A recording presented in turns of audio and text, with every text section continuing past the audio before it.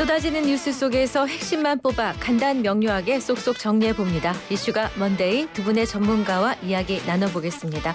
박상수 국민의힘 대변인, 김지호 더불어민주당 전 당대표 정무조정부실장 나오셨습니다. 어서 오십시오. 두 분 어서 오세요. 안녕하십니까. 네, 반갑습니다. 네, 반갑습니다. 네, 이제 탄핵이 벌써 가결된 지도 한 열흘가량 벌써 지났네요.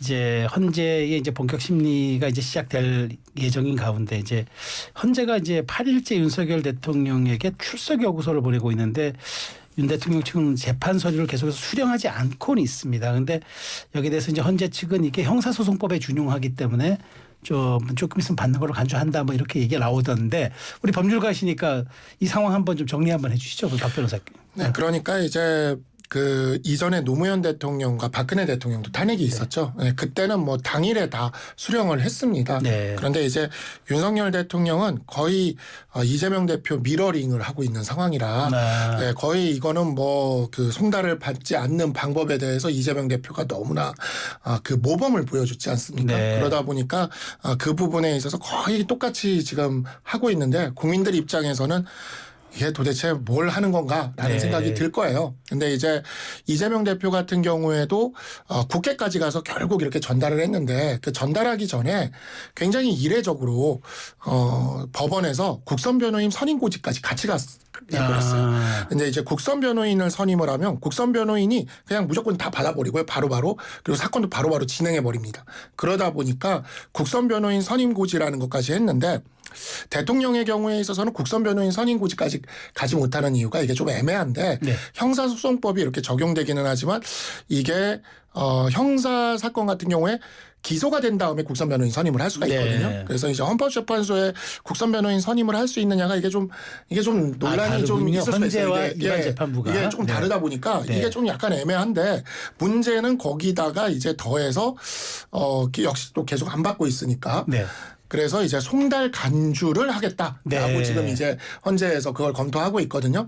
그래서 결국에는 이제 법원이 쓸 수 있는 수단, 바로 송달 간주와 국선 변호인 선임이라는 그런 수단들까지 우리 국민들 입장에서는 거의 들어본 적 없는 것들이죠. 이런 것들이 이제 나타나는 현상을 보여주고 있는데 이것이야말로 과거 노무현 대통령, 박근혜 대통령 그 탄핵 시절과 비교해 봤을 때 우리 정치의 새로운 노멀, 뉴 노멀의 시대가 열렸다. 이런 생각이 드는 장면입니다. 근데 하나만 더. 그럼 27일 헌재가 예고한 대로 그 날짜는 준비기를 할 수가 없는 거예요, 27일? 그러니까 이제는 지금 보면은 송달을 받아야 시작을 하거든요. 송달을 안 받고 있으니 그 27일 날 준비기일이 불투명하겠네. 네, 불투명할 수는 있는데 근데 송달 간주를 하면 또 이제 진행을 할 여지가 또 생기고 그렇습니다. 네, 그 김한규 민주당 의원은 1, 2주 시간을 지연하는 것도 이재명 대표의 항소심과 연결돼 있어서 대통령에게 이익이라고 생각하는 것 같다는 발언을 했습니다. 대통령 역시 헌재 심판 지연 전략으로 가는 거라고 보여지는데 일각에서는 대통령답지 않다. 이 법꾸라지 행태를 보인다는 비판도 있죠. 일단은 이재명 대표는 작년에 단식 중에 굉장히 생명이 위협적인 상황에서도 검찰 소환을 2번이나 한 만큼 대한민국 사법체계와 국가 간이 철저한 정치 지도자입니다. 아까 이제 박상수 대변인님이 이재명 대표 재판 과정에 대해서 지적하셨는데 국가의 내란이 일어나고 또 검찰에 의해서 많은 그런 수사와 재판이 있다 보니까 집에 없어서 송달을 못 받은 것인데 내란 수계 혐의자하고 같은 동일선상에서 비교하셔서 이 부분은 저는 뭐 유감이라고 생각합니다. 어쨌든 간에 국민의힘에서는 이재명 대표의 재판과 내란 수계 혐의자의 재판 그리고 탄핵 뭐 이런 것들을 동일선상에 두고 자꾸 비교를 하는데요. 저는 비교할 수 없는 상황이라고 생각하고요.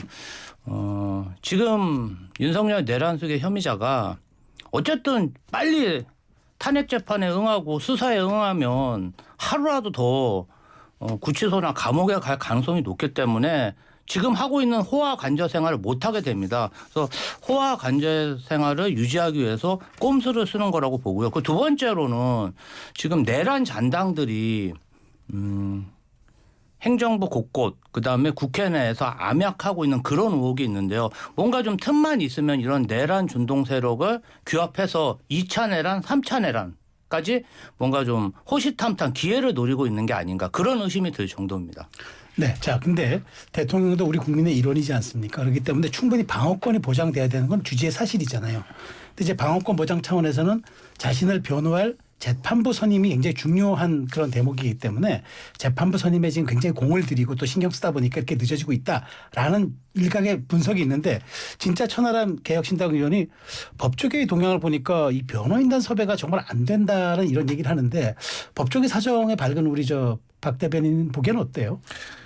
지금 그 사실 우리가 보수가 그 86세대를 극복해내기 위해 얼마나 많이 노력을 했습니까? 그런데 그 이번 계엄 사태로 인해서 새로운 이제 응원봉 세대가 네. 등장을 한 거예요. 근데 이 응원봉 세대의 연장선상에서 사실 지금 이 허리죠. 지금 그러니까 서면을 쓰고 할 수 있는 거 저도 이제 40대 중반의 변호사인데 네. 이런 거는 한 30대, 40대, 뭐 늦어도 50대 초반 정도까지가 보통 프랙티스를 합니다. 변호사들이. 네. 그 다음에는 이제 주로 지시를 하거나 이렇게 데스킹 비슷하게 이렇게 첨삭을 네, 하거나 네. 이런 걸로 이제 넘어가는 단계거든요. 근데 이제 프랙티스를 해야 되는 변호사 세대가 지금 굉장히 저도 이제 변호사들 단톡방에 굉장히 많이 속해져 있지만 네. 굉장히 분노하고 이 계엄에 대해서 굉장히 그 비판적인 입장을 취하고 있어요. 그러다 보니까 탄핵 소추 변호인단에는 젊은 세대 변호사들도 굉장히 많이 들어가 있어요. 아, 소추단에는. 네, 소추단에 보면은요. 네, 네.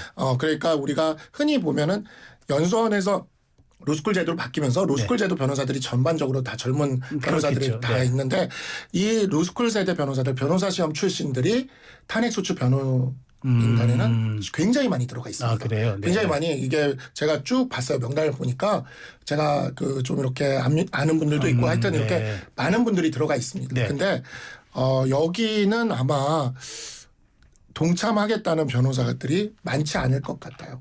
그래서 아마 그 지금 보면은 언급되는 변호사님들은 네. 이렇게 프랙티스에서 떠난 경우들이 좀 많아요. 이렇게 직접 이제 서면 네, 쓰고 네. 뭐 이렇게 정리하는 이 업무에서 좀 이렇게 떠나신 분들이 많은데 관리자로 가신 분들이 그렇죠, 많다는 그렇죠. 얘기죠. 네. 근데 이제 그 프랙티스를 할 손발이 돼서 어찌 네. 보면 글을 써야 돼. 그게 이제 저희 세대인데 네. 저도 지금 아직도 프랙티스를 하고 있는데 이 프랙티스를 할 변호사들이 필요한 건데 네. 그 변호사들이 아마 구하기가 좀 힘들 거다. 분위기군요. 네. 지금 분위기가 좀 그렇습니다. 네. 궁금한 게 최소 변호인단, 최대 변호인단 인원의 어떤 뭐 그런 건 없습니다. 없습니까? 사실 보통 사람들은 변호사 한 명 두고 해요. 네, 한 명 두고 하기 때문에 네. 보통 사람들은 그런데 이게 뭐 변호인단이라는 숫자가 꼭 그렇게 필요한 건 아닙니다. 네. 알겠습니다. 네.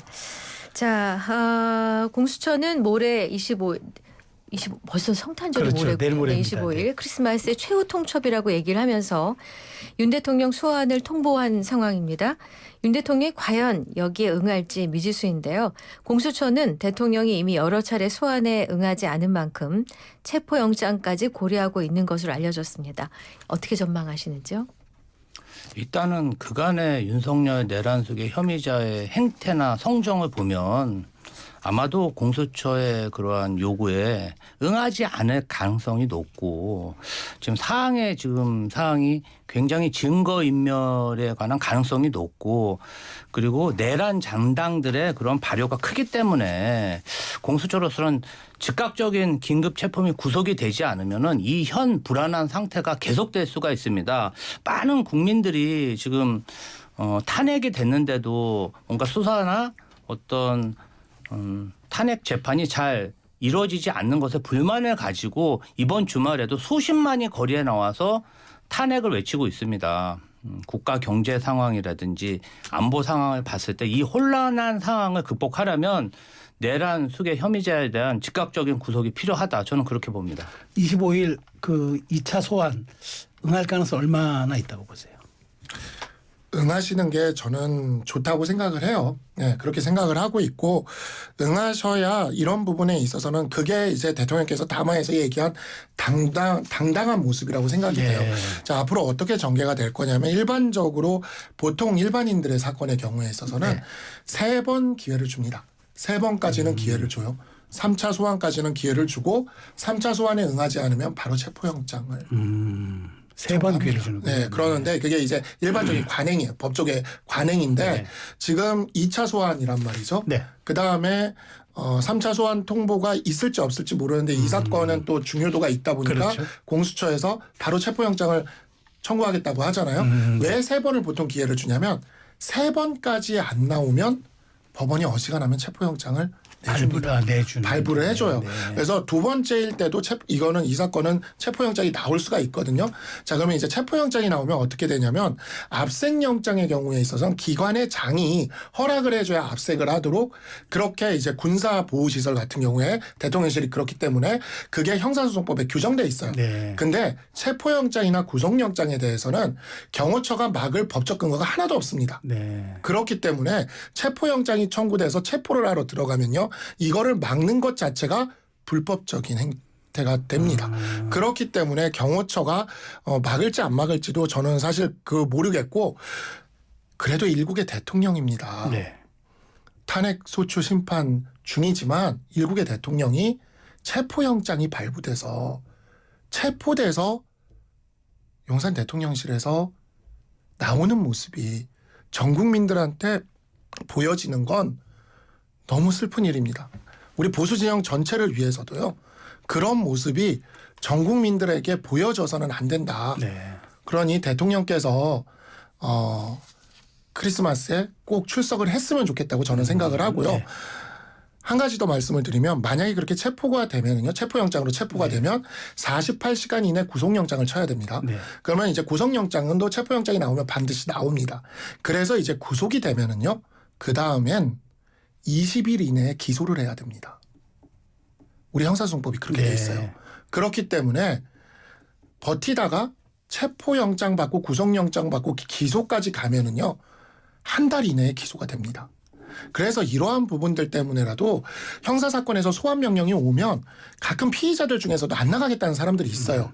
변호사들이 이걸 설득을 합니다. 네. 선생님 이거 버티시다가 체포영장 받으시면 구속되시고 구속되시면 20일 이내 기소가 돼버립니다. 그러니까 그냥 나가시는 게 맞습니다라고 우리는 설득을 하거든요. 대통령 주변에도 좋은 변호사님들이 많이 계시니까 이런 부분을 충분히 이야기하지 않을까. 그 대통령 본인도 법률가기도 하고요. 조금 기대를 해보고 있습니다. 근데 이제 이게 소환 이제 날짜와 이제 시간이 25일 오전 10시거든요. 근데 만일에 이제 대통령께서 정말 그럼 소환에 응한다면 이제 거기 공수처 과청 갈 거 아닙니까? 근데 성탄절날 그런 모습이 그림이 당연히 잡힐 텐데 풀기자단에. 오히려 보수층의 동정심을 유발하는 전략적 차원 같은 건 어떻게 보세요? 그게 오히려 낫겠죠. 그리고 앞으로 수사를 받기에도 불구속 수사를 받을 명분이 될 수가 있을 것이고. 아, 명분도 될 수 있다. 네, 불구속 수사를 받을. 왜냐하면 체포된다고 소환된다고 해서 바로 구속영장이 되는 것도 아니거든요. 네. 그러니까 그러한 명분들이 될 수가 있는 건데 대통령실에서 기다리고 있다가 체포영장 받아서 나오는 저는 이 모습을 TV 화면에서 보고 싶지 않습니다. 알겠습니다. 네. 자, 한편 이 공조수사본부가 윤 대통령의 일반 휴대전화 통화 내역을 확보한 것으로 파악이 됐습니다. 계엄 당시에 경찰청장이나 여러 사령관들이 대통령이 전화로 의원 체포나 국회 봉쇄 등의 지시를 했다고 얘기한 바 있지 않습니까? 일단은 계엄 당시에는 내란 속의 혐의자가 비아폰을 써서 전화를 많이 했다 이렇게 알려져 있기 때문에 일반 폰의 통화 내역으로는 그 내용을 알 수 없습니다. 다만 지금 윤석열 내란 속의 혐의자가 올 3월부터 계엄을 입에 달고 살았고 김용현 등과 함께 충암파 출신 군인들과 자주 골프 회동을 하면서 어떤 계엄에 대한 구상, 계엄에 대한 의지를 많이 피력했기 때문에 한 1년간의 통화 내역과 문자 내역을 보면 누군가와 함께 이 계엄을 의논했는지 내란을 주도했는지가 밝혀지지 않을까. 굉장히 중요한 단서가 확보됐다. 증거가 확보됐다. 저는 그렇게 봅니다. 네.